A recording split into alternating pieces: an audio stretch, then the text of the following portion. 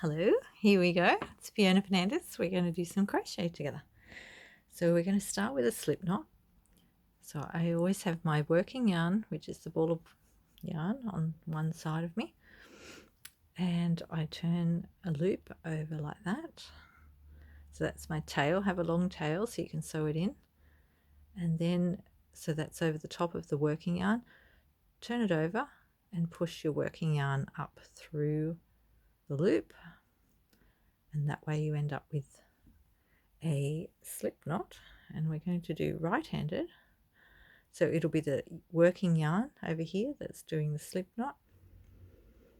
So that's how we start, and then I hold it with my right hand first to hold things together, and then I put the yarn through my little finger like that, and then I flip my hand over and I dive under with this finger here, my pointer finger, and then I hold the yarn with my middle finger and my thumb. So we've got this position, and this gives us tension across here, and holding it here gives us tension on the loop. So you can actually make your loop bigger and smaller once you get going. It's a bit hard on the first knot because that's a knot.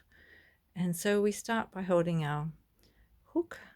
So there's a few different ways to hold your hook. I hold mine like this.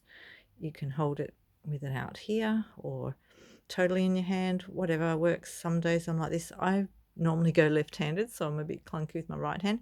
If this yarn gets loose, just put it on again. Don't try and tighten it or loosen it. Well, you can loosen it, but don't try and tighten it like that.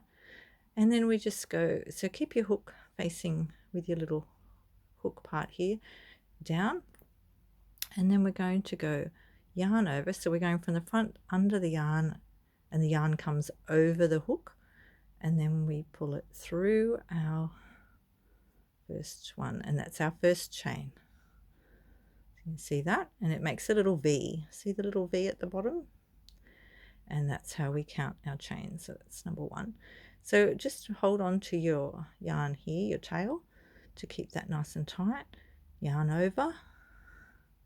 Now some patterns will say pull up a loop, so that's what it means, pull up a loop, and then move your fingers up here as you go. So now I've got a few stitches I can show you that you can loosen this stitch here or tighten it by pulling your finger up like this, to give you an idea.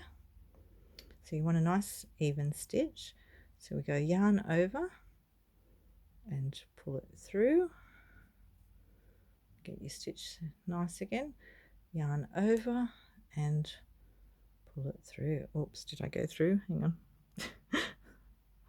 Bump the camera. There we go. So that shows you your stitches, and you want to keep your chain nice and neat. Keep practicing. If you feel it's messy, undo it, start again, and just keep practicing until you get them nice and even, and then we'll go to the next stitches. Ciao.